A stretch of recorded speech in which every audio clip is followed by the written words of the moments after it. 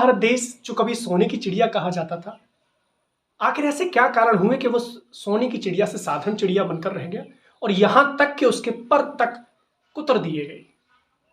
धन निष्कासन का सिद्धांत क्या होता है, क्या प्रक्रिया रही और इसके क्या प्रभाव पड़े, आज की वीडियो में आपको बताया जाएगा। आप सभी का स्वागत है आपके अपने YouTube चैनल देवसर और में। मैं आप सभी को नमस्कार करता हूं और आप चैनल को सब्सक्राइब कराइए, अपना दायित्व समझिए और अधिक से अधिक शेयर कीजिएगा। हेमंत शर्मा जी, मिस्टर हेमंत शर्मा जी, ऐसे जो सज्जन होते हैं वो हमें मोटिवेट करते रहते हैं ताकि हम चैनल पर नई नई वीडियो, नई नई जानकारी आपके समक्ष प्रस्तुत करते रहें। हेमंत शर्मा जी, अगर आप यह वीडियो देख रहे हैं तो आप अंत तक देखिएगा। यह वीडियो जो है परीक्षा के लिहाज से भी बहुत महत्वपूर्ण है और जानकारी के लिहाज से भी बहुत महत्वपूर्ण है, आप अंत तक जरूर देखिएगा। भारत का जो धन था वो इंग्लैंड यानी बाहर जो भेजा गया, तो आज भी भेजा जाता है। तो क्या आज भी ऐसा हो रहा? नहीं। पहले क्या हुआ करता था कि भारत का धन इंग्लैंड यानी बाहर भेजा जाता था और उसके बदले में भारत को कुछ भी प्राप्त नहीं होता था। यह कहलाता है धन निष्कासन का सिद्धांत। अब सिलसिलेवार तरीके से हम आपको समझाते हैं, ध्यान से सुनिए। आर्थिक व्यवस्था को भारत की अगर सबसे ज्यादा किसी ने प्रभावित किया तो वह थे अंग्रेज। आप सभी जानते हैं 712 से आक्रमण शुरू हो गए, लेकिन वो आक्रमणकारी ऐसे थे जो उन्होंने धन लूट लिया और चले गए। उन्होंने अधिक परिवर्तन नहीं कर पाए। बाद में चलकर जब सल्तनत की स्थापना हुई तो वहां जो स्थापना यहां पर हुई तो वह भारत की राजनीतिक और सामाजिक और आर्थिक स्थिति में उन्होंने परंपरागत जो तरीका चला आ रहा था उसको यथावत रहने दिया, कोई परिवर्तन ज्यादा नहीं किया। लेकिन 1757 के प्लासी के युद्ध के बाद एक नया परिवर्तन, एक नया युग शुरू हुआ जहां से हम भारत के आधुनिक भारत का इतिहास हम पढ़ते हैं। देखिएगा, आप ध्यान से समझिएगा। ऐसा नहीं होता है कि हम एक निश्चित डेट के बाद यह समझ बैठे कि यहां से आधुनिक भारत शुरू हो जाता, नहीं। जब कभी भी चली आ रही कोई जो परंपरागत व्यवहार होता है मनुष्य का, सामाजिक जीवन होता है, राजनीतिक जीवन होता है, आर्थिक जीवन होता है और उसमें कोई परिवर्तन नजर आने लगता है तो वहीं से एक नया युग शुरू हो जाता है। जानते हैं आप, पुरापाषाण में जैसे कि आग का आविष्कार हुआ, मध्य में पहुंच गए। मध्य से अगर नव में पहुंचे, नव में हमें पहिए का आविष्कार हुआ, कृषि का आरंभ हो गया, तो फिर हम धातु युग में पहुंच गए, धातु की खोज होने लगी। तो ऐसे ऐसे 1757 तक जो यूरोपीय आए वह केवल व्यापारी के रूप में आए, लेकिन 1757 के प्लासी के युद्ध के बाद और 1765 की इलाहाबाद की दोनों संधि के बाद उन्हें बंगाल की दीवानी जो प्राप्त हुई अंग्रेजों की, यानी कि वह व्यापारी से राजनीतिक प्रभुत्वता स्थापित कर ली अंग्रेजों। सन 1867-68 ईस्वी में दादा भाई नौरोजी, मिस्टर दादा भाई नौरोजी, ग्रैंड ओल्ड मैन के नाम से इन्हें जाया जाता है भारत के, उन्होंने 1867-68 ईस्वी में poverty and British rule in India में धन निष्कासन के सिद्धांत को विस्तृत तरीके से समझाया और बताया कि जो भारत में जो मूल जो समस्या का जड़ है वह है धन निष्कासन का सिद्धांत। भारत का धन विदेश में भेजा जा रहा है और विदेश से वही धन ऋण के रूप में फिर से भारत में लाया जा रहा है।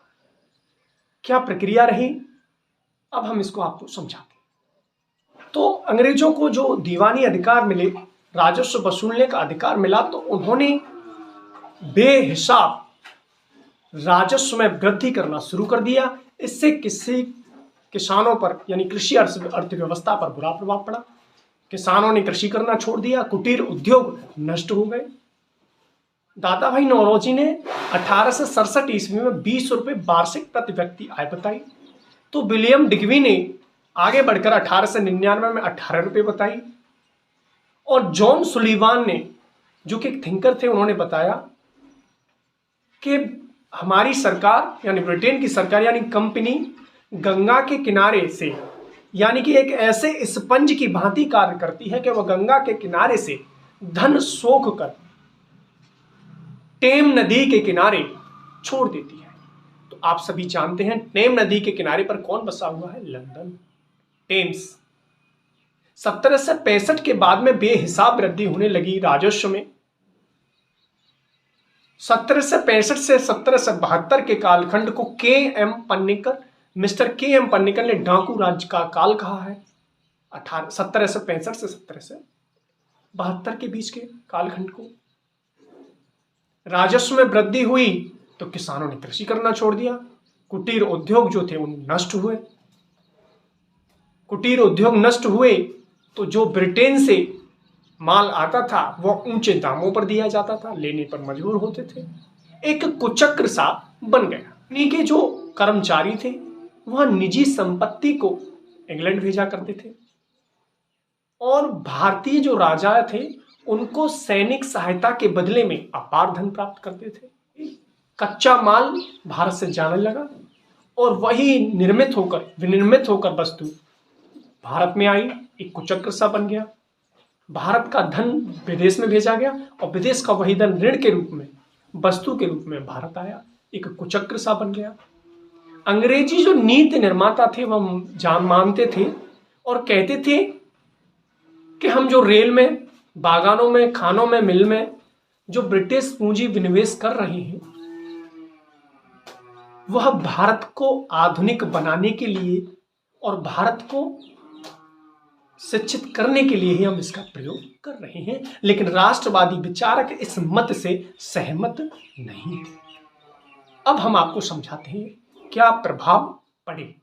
तो सबसे पहला, कृषि अर्थव्यवस्था पर बुरा प्रभाव पड़ा।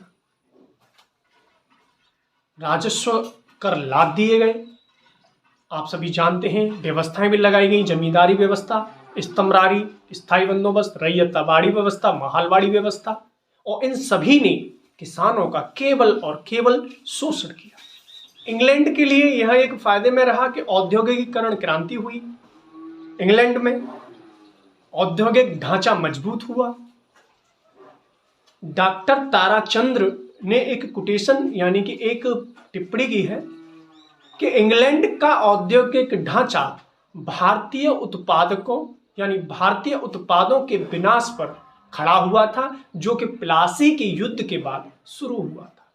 इसीलिए प्लासी के युद्ध को हम उस सीमा पर खड़ा हुआ मानते हैं जहां से मध्य युग का अंत और आधुनिक युग का प्रारंभ होता है। ऐसा नहीं है कि 1757 आया तो हम ये जो परिवर्तन होते हैं, कौन सी शताब्दी से मध्य युग शुरू हुआ, कौन सी शताब्दी पर मध्य युग खत्म हुआ, कौन सी शताब्दी से आधुनिक युग शुरू हुआ, यह परिवर्तन के कारण होता है, सामाजिक, आर्थिक और राजनीतिक।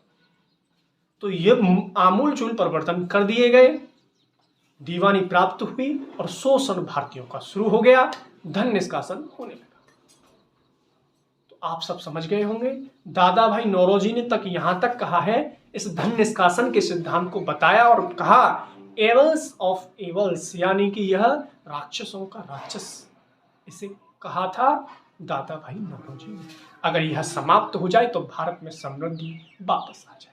तो चलिए आज की सभा को हम यही समाप्त करते हैं। आप समझ चुके होंगे और एक दुख भरी खबर के साथ आज की समापन करते हैं। सौरभ शुक्ला, मिस्टर सौरभ शुक्ला, अभिनेता, बिग बॉस 13 सीजन के विनर, उनका अचानक ही हृदयाघात की वजह से मृत्यु हुई। चलिए हम उनके प्रति शोक व्यक्त करते हैं और उनके परिवार को हम शोक संवेदना देते हैं। भगवान उनको हिम्मत दें और उनकी आत्मा को शांति दे, सौरभ शुक्ला की को। तो चलिए आज की सभा को हम यहीं समाप्त करते हैं। हम आपसे भी कहते हैं आप हंसते रहें, हंसाते रहें, पढ़ते रहें, जिंदगी के हर पल ऐसे जियो जैसे कि आखिरी हो।